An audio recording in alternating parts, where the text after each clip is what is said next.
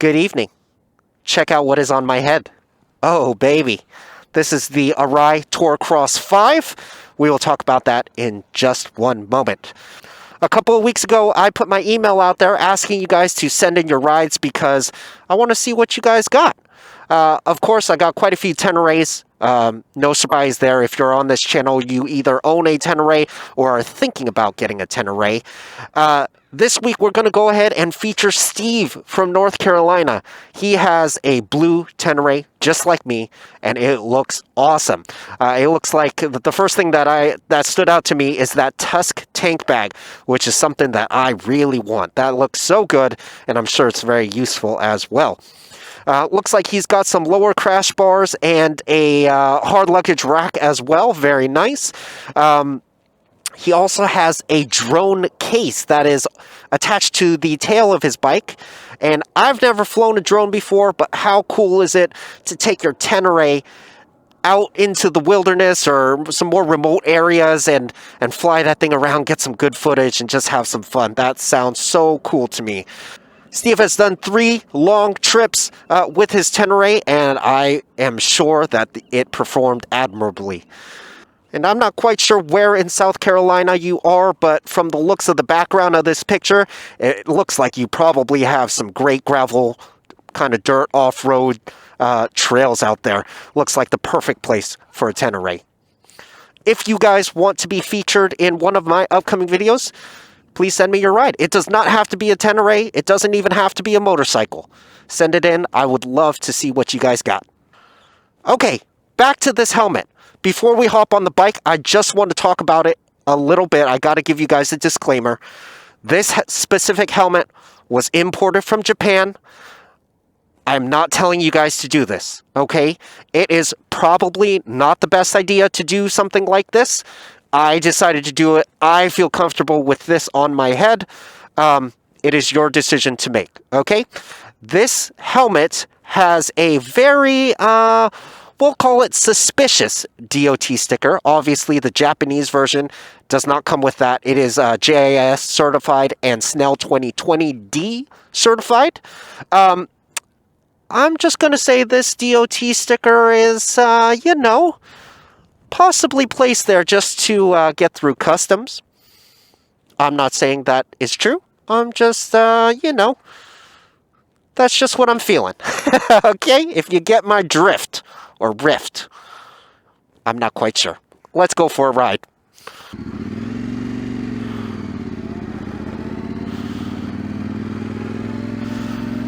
Alright, so we're not going anywhere too crazy. We are on the old naval base that used to be in Alameda. That is not really quite populated or commercialized yet. There's still a lot of empty space here. This is actually where I learned how to drive, which is awesome. Before we go any further, you'll notice that I have a different camera mount on my chin. That is because Chin Mounts does not have one specific for the Arai Tour Cross 5, also known as the Arai Tour X5, or here in America, the Arai XD5. This is called the Dangle Gripper Mount, and I'm honestly not really a fan. I think it just doesn't work for my particular setup here. This bottom part, it sticks out too far. So it's kind of rubbing on my vest here, and I can feel it. And it makes it a little bit tougher to shoulder check. So I don't think it works for me. I'm sure if you had a MX helmet that has a chin bar sticking out a little bit further, I'm sure that would work quite well. Or if you're in a forward lean like on a sports bike, I'm sure that would work as well. Now, this is not a review of this helmet. It is more of a kind of impressions video. This is only my 3rd ride on this helmet, and I will say that I absolutely love it so far. This is the most comfortable helmet I've ever owned. It is true that the Asian fit helmets are a little bit rounder than its American and European counterparts. I went to quite a few different stores, tried the XD4, and there was just a little bit of pressure right here on the top edges of my head. No such pressure with this particular helmet. Just as a refresher, my helmet before this was a Bell MX-9 MIPS, so I will be kind of, referencing that helmet quite a bit. just because that's the helmet I'm coming from. Right off the bat, some things that I noticed about this Arai is that the chin bar is much closer to my mouth than the bell was, which also, makes the ventilation not as good. The neck roll, is that what this is called? The neck roll on Arais are known to be quite tight. This is no exception. I had a Arai Defiant before this, and it was also kind of this tight around the neck. In terms of airflow, even going this slow, my Bell MX-9 used to whistle a lot when I had the visor open like this. No such thing with this Arai. Everything seems so quiet no matter which way I put my head. And yes, the Teneray, since I'm shorter, the Teneray does block the wind quite well off of my face, but even with my Bell, I would get quite a bit of noise with the visor open, quite a bit of humming. And I have not experienced that with this helmet quite. Sorry, I got distracted by this car. I haven't experienced that with this helmet yet. Now, for those of you who are looking into an Asian fit helmet, the ones from Japan, they do not come with a pin lock in the box. I did order this separately from a different company, and everything seems to be working quite well. I would highly encourage you that if you guys do order something from overseas, try your best to make sure that it's real. Because there is, a little worry in the back of my head that this helmet is counterfeit, but I watched a ton of Japanese unboxings, and it seems to check out what my helmet looks like, what the tags look like. This has the manufacture date, it's got the Snell sticker, all the tabs and paperwork are the right color, and things like that. So definitely try to do as best due diligence as you guys can if you guys are ordering anything from overseas. I noticed this helmet really kind of contours to my jaw, which I really like. It makes for a really comfortable fit and like no wiggle at all when I'm turning my head and when the wind speed picks up.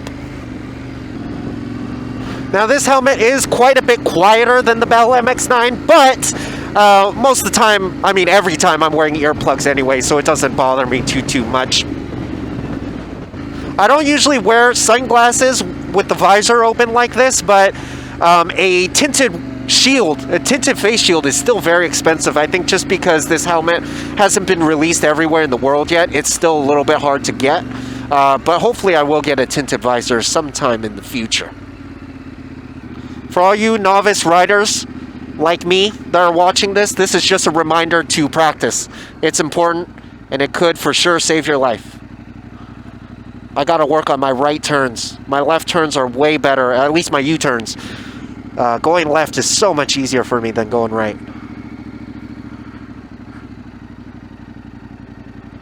This helmet feels very much like a street-oriented helmet. I can't imagine somebody wanting to wear this if you're off-roading all day long. It is definitely going to get stuffy.